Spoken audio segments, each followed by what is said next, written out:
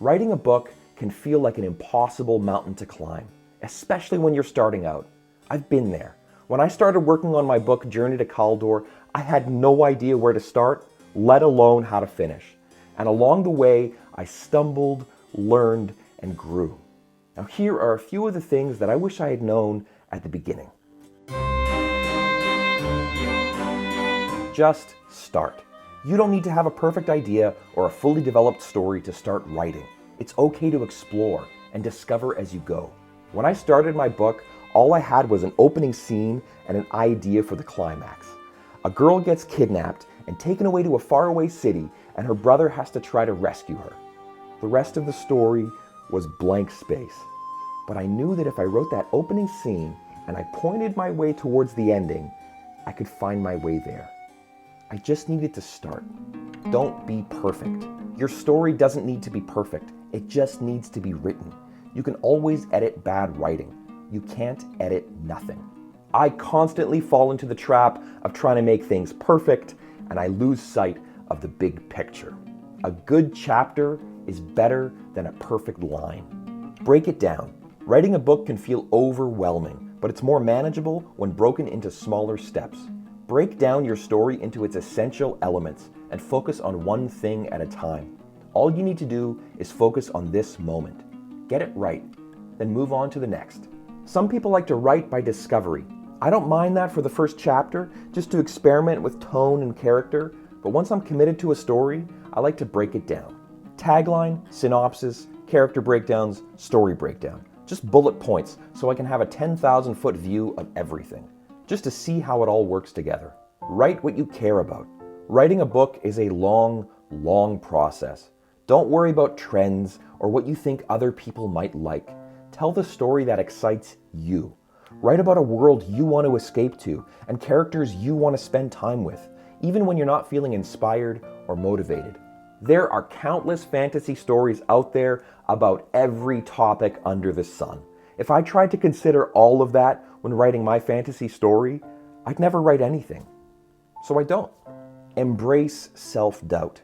We all doubt ourselves. It's part of being human, and there's nothing wrong with it. If you're feeling self-doubt, embrace it. Sit in it. Better yet, put it in your story. Are you worried that no one's going to care about your story or what you've written? Me too. That's relatable, and my characters feel that way too. There's nothing wrong with self-doubt. Just don't let it stop you. Be willing to change. Your story is going to evolve as you write. Be open to cutting or reworking parts of it. It's all part of the process. When I first started writing my book, Journey to Khaldor, my main character, Theo, really wanted to go on an adventure. He was ready. And that made his whole character arc kind of boring, because he was just going through the motions, heading out on this grand adventure. I realized that it would be more interesting if he never wanted to leave home. And better yet, if he didn't want to spend time with people. An anxious gardener who's forced out of his comfort zone to save his sister is more interesting than a wide-eyed young man setting off on his first adventure. That was a tough change to make, but it ultimately ended up enriching every aspect of my story. If your story wants to change, let it. Build a support system. Writing can feel isolating, but having people to encourage you, whether they're friends, family, or other writers, honestly makes a huge difference.